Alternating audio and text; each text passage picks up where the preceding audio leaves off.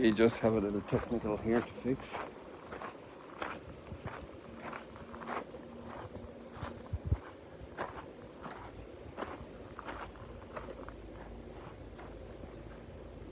I had it open and then the Wi-Fi cut on me on the other phone for the reading. There we go.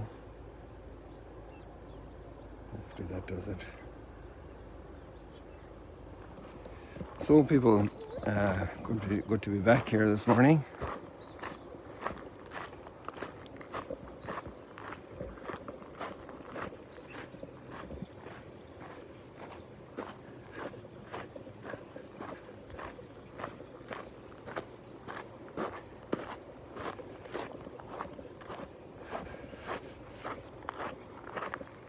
We do a lot of things in life. Sometimes we'd like to maybe do less, sometimes more.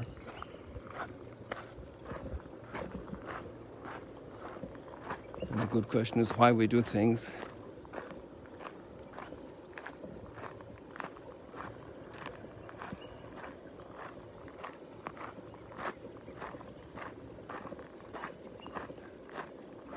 And we're coming up to Labor Day in the US soon. And so thoughts revolve around work as well. So in the first reading, it's really about people who don't want to work, who live off the others and who would be able to work. That's a nice reflection on I just think of how many meals my mom prepared. My dad wasn't one to do a lot of meals, although he was very proud that he prepared her the last supper she had eaten. He fried sausages for her before her departure from this life. And it was great satisfaction for him. He was an amazing 80-year-old man. And my mom at that point was very weak and failing to cancer, and my brother was out on the farm, and then my dad alerted him, and right after that supper they went to the hospital, and she went on to eternal life from that moment. And apparently it was teeming rain. All kinds of things happened on the way.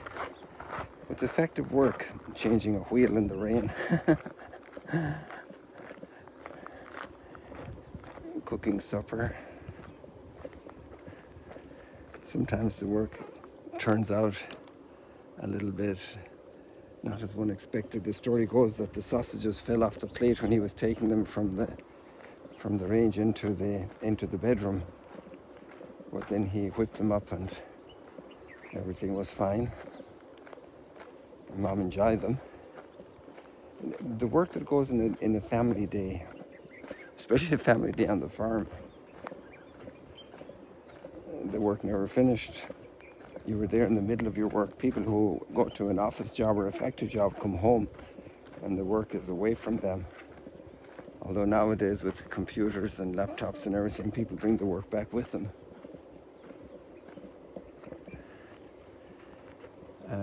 We can go down here a little bit, but I think those campers are still there.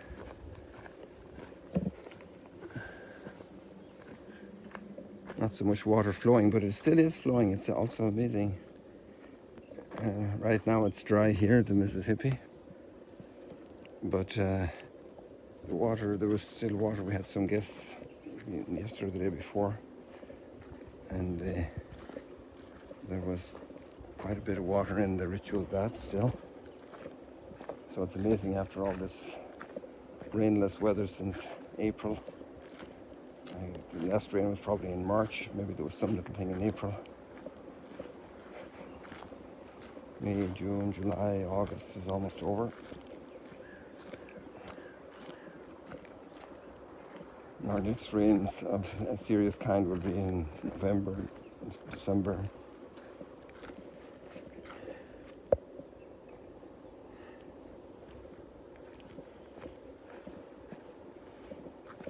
So the amount of love and goodness that goes into work, the amount of our life that goes into work or preparing for work.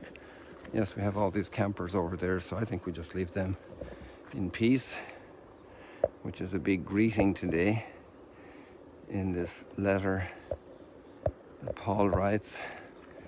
As when people do their part, there's peace. If we don't do our part, carry our part of the burden of community, of family, of office work, company work, our role, our tasks, our assigned tasks, or tasks that aren't assigned that we see are necessary to do, and somebody wasn't able to do them, they became ill, or they had some personal difficulties of whatever kind, and to step in to do things for people. That's so beautiful. The spirit of diligence and work. For us Christians, it's also always been a meditation to consider that the Word became flesh, and for the first 30 years of his life, working as a carpenter's son, working as a carpenter from Nazareth. That image is very powerful. And even in creation, although for God, obviously it's a whole different dimension, but he establishes us, he gives us life, he makes everything possible. But then God transcended the work, which is also a very important lesson about work and the teaching of the Shabbat, of the Sabbath, of the day when we're not in drudgery, because the human being transcends work. We're above work. Work is a means, it's not a God. And poor workaholics also lack a balance in their lives and need help and also this personal decision to give work its place, but also everything else needs its place. Work is for others. And then we have kind of the opposite idea of the activity in the gospel, where we have the Pharisees doing things and prescribing things to be seen. The use of the word hypocrite, it's the word that in Greek culture was for the person that played a role.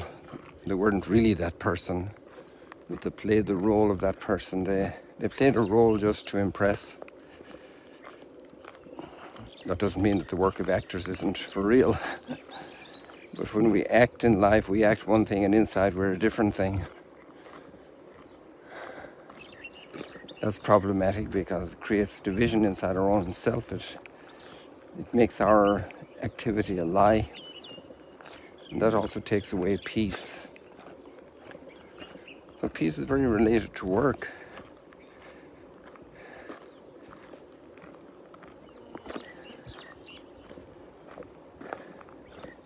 And the enjoyment of the fruits of the work, and the sharing of the work in the community, fairness and justice.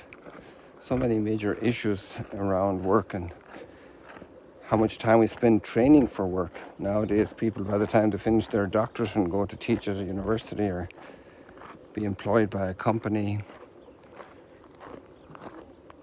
and with all that knowledge, enter into consultation structures, giving advice, doing analysis, further research. Then sometimes people are but that's also work, the work of learning to write, the little child learning to write the letters, the dedication that it takes. Sometimes people only count work as physical work. And we have very much that kind of attitude in a way. In the practice, the ones that were doing the real work are out on the farm.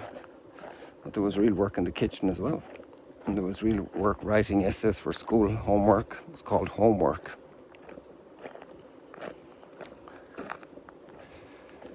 So the reading can prompt us to think about our activity and why we do it.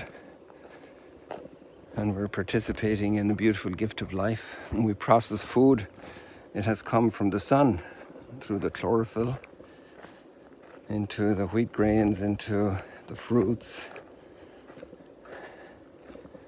It's the source of our energy, and so we're working with all of that to make that bread, to make that guacamole from the avocados, like the volunteers did last night for the Fiesta Mexicana that all the residents of Magdala enjoy so much. A lot of work goes from the nourishment of that guacamole, from the energy coming from the sun through the avocado plant into the avocado, stored up there, harvested, transported. Avocados grow right here actually, but in many countries absolutely not.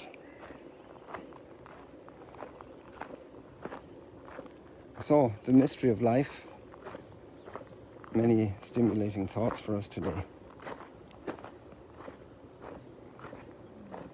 A thought that I always love about work is the people who do a little extra overtime or an extra effort to have some more wherewithal to help people in need. That's amazing generosity and putting talents to use to lift people out of trouble, out of problems. What a way to live. That must give great joy to the heart of God, because He created the whole world for us in our need, in our indigence, in our complete dependence. We absolutely need that, all that help. And by doing things to really help others, that extra, go the extra mile to help, that is also beautiful. Beautiful. That's part of our godlikeness. That generosity, that self-giving, all expressed in wonderful work well done.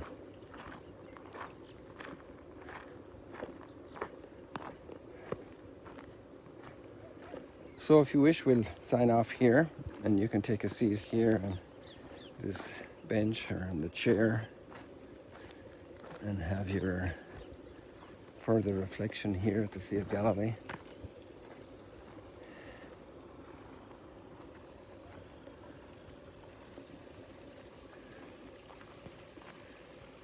So God bless you. See you later, alligators. Have a blessed day. And may there be blessing on your work. To pray at our work, to pray at the beginning of our work, to pray in gratitude when it's over. All beautiful things. Oh, I'll sit down here for you. Wonderful. God bless you.